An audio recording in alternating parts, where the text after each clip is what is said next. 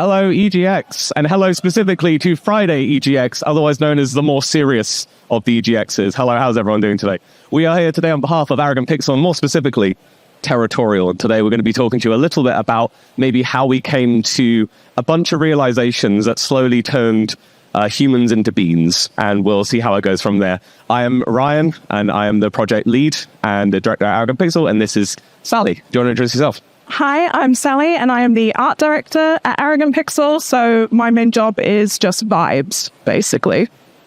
That's a really good description. Fantastic. So to set up the problem, I guess, you need to take us back to probably a time that you've all suppressed in your mind, which is the beginning of 2020. And we had just finished our previous project, which was, unfortunately, the story of a little old lady who has gone to the afterlife, but it was a happy story. And we had ambitions to take this lovely little point and click and to go for something a bit maybe bigger. Anyone who's made a point and click game before, you might find yourself like, it's a great game. It was very narrative heavy, which we enjoy, but maybe it wasn't necessarily what we like to call a gamey game. You know, something that really like pushed game design, pushed what we thought we could do. And also because we're super ambitious, as I'm sure many of you in the room are, you could probably, like anyone in this room could probably hold their hands up and say, I'm super ambitious to make something bigger, bolder, more expensive in every possible way, both mentally and financially. But we had some work to do internally. We weren't quite there yet. Like, we talked a very good game. We could make some pretty cool stuff, but we weren't quite at the level where we could generate that kind of game. We couldn't develop that kind of game. So what we did was we kind of came up with a rough idea. That's the next slide, right? Exactly. What is an RTS? So we decided eventually to work on an RTS. Does anyone play RTSs? Yeah. Wow, preaching to the converted. This is great. So, okay, then I probably don't need to say, but RTS was a previously very, very popular genre, and apparently now really, really popular. We'll count this down into our marketing research. But very popular examples include Dune 2, Command and Conquer, which I think came from the Dune team, I think. And the biggest one is StarCraft, and you can kind of see behind me like the look of StarCraft. And the reason that we pick out StarCraft is because it is also a spacey game, right? So I'll be the first to admit I'm actually not an RTS player. Can you guess what I play? It's wholesome, cute games. So when the team came and said they wanted to do an RTS, my biggest thing was, it can't be complicated. I can't look at that many things on the screen at once. It has to have heart. My imagining of an RTS was something very dry, something very historical or sort of war-driven, and I just wanted to make sure that we were opening ourselves up to opportunities that maybe there was a gap in the market for. So this game that we're making, Terratorial, has a lot of heart, and that's what I love about it. As a non-RTS player, it's still something I would pick up and play because it does have something else there. Yeah, I mean, and it also... The RTS community will know that the biggest challenges in any RTS is, of course, like the game loop being entertaining and satisfying, and also just being able to get like a phenomenal amount of units on screen, which prevents another challenge, but we will go back to that. When we were working on the idea of an RTS, it all came from, and I'm sure you can see the GIF that's in the bottom right-hand side. We didn't see this GIF beforehand, right? This came up afterwards, but it sums up the idea perfectly. So what you see just behind it is a little... like magnetic like whiteboard that we had on our fridge, right? Because a bunch of us lived together at the time, and we would just write down any idea that we thought was good. So what you can't see there is that we've got things like RIP Royale, which was, I think that was actually a game that was modded into Apex. Obviously they didn't steal it from us, I'm not claiming they did. We also had Rat Civ, which I think was Civilization 5 but for rats. So not all of the ideas were good, right? But the idea that we had on there, the one that we've highlighted, is Landminers. And this was a game based on the idea of stealing. And it was originally based on stealing land, like physically going over to France and like nicking Brittany back, which was a cool idea. But while we were working on our project, someone was working on a spacey game. And this game was little people walking around a 2D planet, right? And I think the whole idea of the game came from the idea that you could like pick these people up and they were like your working population. And then we're just like, well, maybe we take this idea of having this working population around the planet, and then we add it in with the stealing mechanics, and that's our game. That's Terratorial. Unfortunately, the main second half of that, of moving the little people around, didn't end up sticking in the final game, which I'm sure everyone, again, has felt the pain of your main cool idea falling away to the wayside. So the timeline of Terra in very short burst was 2020. We started with a 2D prototype. Again, harking back to the idea that we weren't quite there and ready and had our workflows and pipelines defined at that point. We wanted to get good, right? Especially because I think a lot of us weren't even in engine at that point, definitely myself included, even as project lead. I had no absolute idea of what I was doing. I needed baby steps. I needed a lot of tutoring. So we had this 2D prototype, which we sent out to an array of people, just like, are you interested in funding it? And of course, they're like, no, it's like super crappy. So we decided that we're going to make it into a 3D game. And then, I guess that's like the SpongeBob thing of 1 year later, because obviously you turned into 3D game. Territorial originally was supposed to be a 6-month project, right? Oh yeah, no, that's the biggest joke in this entire talk. This is our 6-month project, which is now 3 years in. And if anybody is in indie development and knows how it goes, sometimes you make a game to learn things and you're like, I'm just going to do this for 6 months. It's going to be great. I'm going to learn loads from it.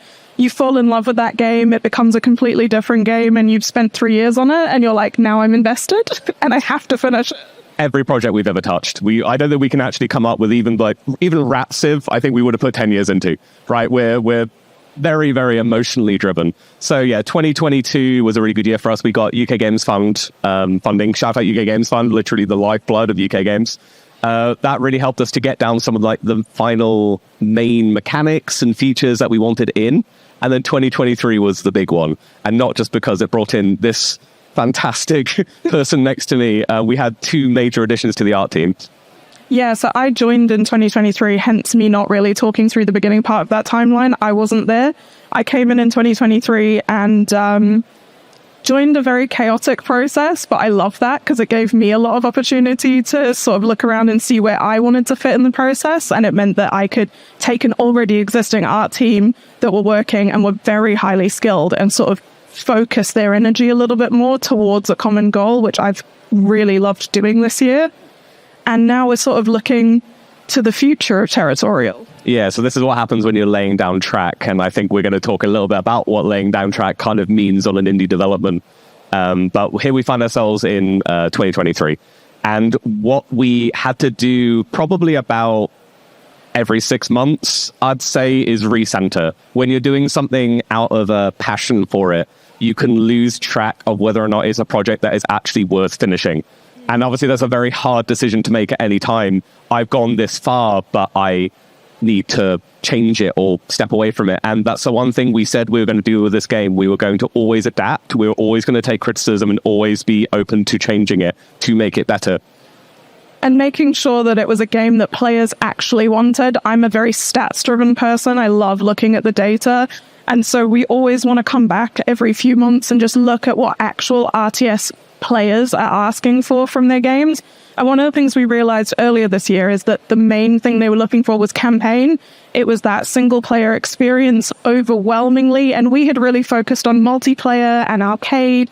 So we've actually this year really, really doubled down on that story mode and started to bring in a campaign, a tutorial level, and in through to the narrative. Yeah, and this was a very useful study for us in terms of just raw data. And it was actually put together by a YouTuber, like an RTS YouTuber who works within the RTS sphere. But he managed to get into a bunch of forums, start asking some questions like, hey, what do you want from an RTS? Because I do think that those who shout for story maybe aren't the ones who show up in community forums. Maybe they're not the ones who go onto the Discords. Maybe this is more the silent majority that want to just have a really cool experience in an RTS, right? Like, it doesn't have to be super competitive. So we looked at that data and we decided 3-pronged attack. We want story mode, campaign mode to be front and center. We want this to be what the game is about, and that's why you'll see our characters absolutely everywhere we go now. Second off, we wanted to offer a replayable single-player experience, which is obviously a way of getting something out of the game when you've completed the campaign, and also to get something out of the game if you're like, well, I don't really want to spend like 40 minutes on a mission, maybe I'll just like play a little arcade something. So we're trying to bring arcade back to RTS. And then finally, obviously, multiplayer. Everyone wants to get good so that they can destroy their friends in one way or another. Multiplayer had to be there. And multiplayer has turned into something which we If people play Time Splitters, I'm sure most people know what Time Splitters is. Yeah.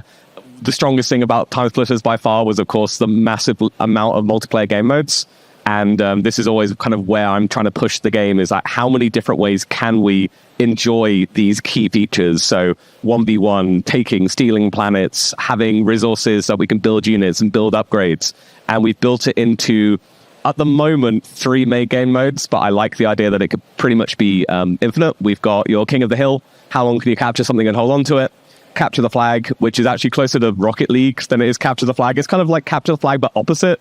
Is there a word for that? I've forgotten that. And we've called that, spoilers, called it Space Football. We put it in there. I have lovingly called it Space Football, and it has never left. Space Football, so yeah, just dragging planets and, throwing it down. And then finally, we've kind of got this Terratorial game mode, which we base the entire game on. And again, kind of like the throwing little people around thing, the Territory game mode has not tested the best out of all of these, so it might be one of those things which again kind of ends up being secondary, and again down to the fact that we're open to change and we're open to make things better. So this is a quick look of our arcade mode. Arcade mode is just points driven. It's wave defense. It's see how long through the game, how many waves you can go through before my very fragile code breaks. Because most of the game modes that we work on, obviously we're doing them quickly. We want user testing. We want to be able to go to EGX. We want to be able to go to Insomnia and get user testing. And most of the time we're fixing the code for the game modes like that night and coming back. I'm sure, again, many of you have done that. But it's been one of the most rewarding things. And if you're an indie, you'll know how exciting it is to have your game in front of somebody and see them physically break it in front of you. That is our favorite thing, because then we get to make it better. So I love having that like one-on-one instant reaction to somebody, whether they hate or love my game. And also for anyone who has exhibited or anyone who's gone to a game that has been exhibiting, a lot of the time they don't have access to the internet. So you need a really good game mode, which you don't need access to the internet. Someone can sit down, leave their kids with you for like however long they want to play the game. Because for some reason, young kids really like RTSs. Who would have thought? For some reason. Obviously, then we have our story mode. And the story mode is definitely the thing that we probably talk about the most between all of us. Well, we all come from narrative backgrounds. Arrogant Pixel have 2 narrative games that have come out. I, in my old company, have a narrative game. So we're all narrative nerds anyway. So we wanted to make sure that this was much more mechanics heavy, much more of a gamey game, but still had a very solid narrative going through it. So this is my favorite mode, obviously. And the narrative is kind of the realm of the indies in a way, because like, I don't know, I guess I just always find the indie narratives like are more wholesome or more full for me. That's actually quite a hot take. I should really back that up and not just say these things in front of a microphone. I mean, the thing that when I was first coming on board, these guys said to me was, we want it to be a little bit like the Lego movies, like very fun to look at, but with like a really wholesome narrative underneath that makes you want to cry. Like, think Up, the movie, like that opening scene that makes you want to cry, but it's so beautiful. And I instantly gelled with that and was like, yes, we are gonna make people cry. That is my mission. So very narrative driven, but with still cool mechanics. And I mean, spoiler alert, just in case anybody does pick up the game, but the story ended up being built kind of like the mechanics were, where we sat around and we're just like, what is the story going to be about? And we looked at what was there and we saw that we had planet stealing, and it became the Earth has disappeared overnight. We have a bunch of people up in space, they go to sleep, the Earth's disappeared, and it's essentially a terrestrial mystery trying to figure out where the Earth has gone. But also the ramifications of what happens when your home is taken from you, and do you turn to allies? Do you fight? Do you, like, what happens to humanity when the thing that you think is home is taken from you? Yeah, it's quite an interesting narrative for an RTS, and it's something that I hadn't seen done before. And again, I really gelled with it. And again, predominantly when I'm making games, I always think, would I play this? Yeah, in my head, I always first imagined it like being if Mad Max was done like as a Lego game. That's kind of how I imagined the story. So when we took the idea that we wanted to make the Earth disappear, we looked at our team. And as Sally said, we're all very narrative driven. In fact, I found that most devs kind of do have a strong lean towards lore in one way or another. Like a lot of the people you speak to, they're like, yeah, I'm a programmer. Also, I'm super into writing stuff. So we knew that we had a really strong voice. We are very, very British. We all have a hyperfixation. Yes. We're reasonably funny-ish. We're really happy to do things which are maybe more emotional and to try things that are maybe a tad deeper. And we didn't want to do our own voice acting if at all possible. If you want to go check out how good our voice acting is, go check out our previous 2 games, The Tale of Doris and the Dragon. And yeah, I mean, you can definitely take this one, Sally. Yeah, so this is my favorite bit. This is my realm. I love it. These are some of our characters that have been designed by our 3D artist, Christoph. He is incredible. You point him at something and he runs with it. One of the things we really wanted, like I said, is that Lego sort of feeling where you're looking at a character. Yes, they're human, but they're not human. And you can still use them to overlay emotion without them becoming this huge, big budget cinematic. Because again, we are still indie. We're still cutting corners left, right, and center. So we needed something that can convey emotion, but could be easily manipulated. And thus the birth of the Bean People. Yeah, the characters were, again, subject to change. We wanted there to be a character for every ship type. And then we started making more ships, and then we have more ships and characters. So we've been that idea.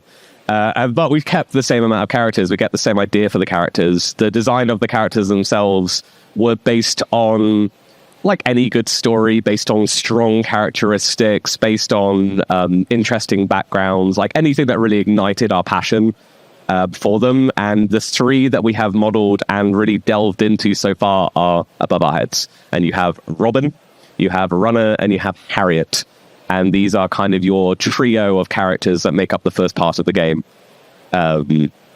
So I guess when you came into the project and when Christoph came into the project, we'd already had a bit of a history with these characters, and that we'd had posters printed of our first iterations. We'd had 2 or 3 different versions of them completed. We can look at the art in a second, but when I first joined the team, the main hero character was this incredibly seductive sort of assassin, spy-looking, legs that was super long character. And then you guys started to show me the Bean People, and I was like, what is this? Who is she? Here's how you go from high-fidelity characters into beans, right, in very, very short story.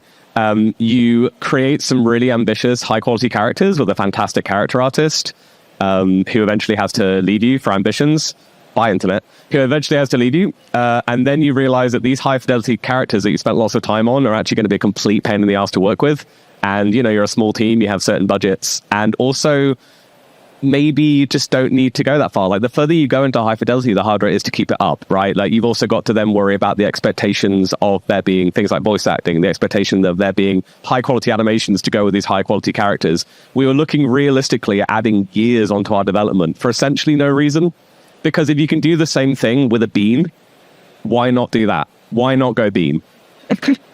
Yeah, and when we were looking at how long it was going to take to animate everything, and we're really big into our animation and our cutscenes and these pre-rendered cutscenes, we love them. We were looking at how to do that with very realistic humans and just going, that's going to take years. And again, I really loved the animations that are animated because I feel like they do convey that emotion without them being hyper-realistic, and they also set the tone for the game as well.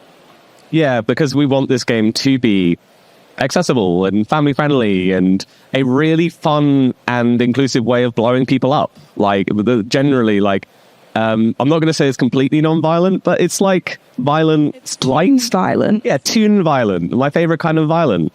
And this all kind of comes down to the idea that maybe the RTS games of the past were a little bit too hard-boiled. Maybe they were going to be a little bit too black and grey. Everyone remembers the brown and black and grey dirge of like the early 2000s, and like now we've kind of emerged as bright and vibrant indie developers, trying to make a name out there. We really need to follow this more interesting, more vibrant, more eye-catching art style, which goes really well with the fact that we want this game to be funny and a laugh, etc. So, as I say, we've rescoped this multiple times. The market has also done this to us. Like, it's not like we're being clairvoyant and saying, I sense in 6 months we'll have to change things. No, a lot of the time it's just the market coming through and just being like, no. Like, no one's interested in that, or we're not willing to take this risk or this confidence. And some of it is just reacting to what players want as well. Like, we've taken this to every convention that we possibly can. And again, if you're an indie developer, you'll know that you're dragging your suitcase around, showing your game to absolutely everyone, and just reacting to what players wanted and what they were vibing with means it has changed over time. And every time that reaction has gotten better, we get more excited. So now visually take me through what that meant. Yeah, so because we're a super small studio, our art has changed like once every 3 months, because as soon as we get a new asset that we love, we use it for absolutely everything. So Christoph lovingly made our beautiful Robin a 3D model, and then we instantly got it in-game, and we instantly got it animated, and then we instantly had it in the key art. And every time he presents us with something new and shiny, we just all obsess over it and stick it onto our marketing as soon as possible. So we've had multiple different prints, multiple different animations go out. And I think we're in a good place now. We've sort of settled on art style and we're sort of pushing forward. But as soon as we get something new, we just hyperfixate on it. Yeah, go. Yeah, so as we said, our characters sort of started... I'll just show them. They sort of started like very badass and human looking. These original designs by our 2D artist, Saf, and Kerry did the 3D modeling. That was the start, but as you can see, it got really difficult to animate and to get all the emotion that we wanted. So then they sort of became stylized, and as you can see from these Terratorial posters, it sort of had a dark, sort of assassin-y look, and that wasn't really conveying the vibe. And so the Bean People emerged, much more fun, much more accessible, able to be animated easily, something that you could really sort of look at and go, oh my god, that's cute. And to me, I need that cute reaction. I need to want this thing to survive. I don't know what the allure of the Bean People is, but roll that back by one slide. Go back by one slide. I don't know if I want to play this game. It's great, don't get me wrong, it's really good, but the second I see the lure of the bean, I just feel like I want to know what this is about. Protect them. Protect them.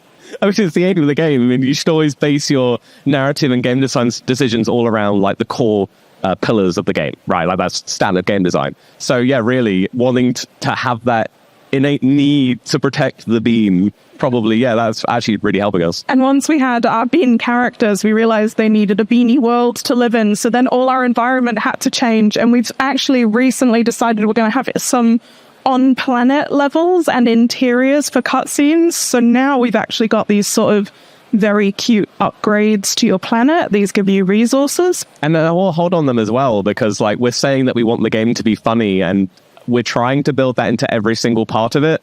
So I think originally we wanted everything to be like giant vegetables and stuff like that, or like based on food, because if you want something to be cute, you base it on food.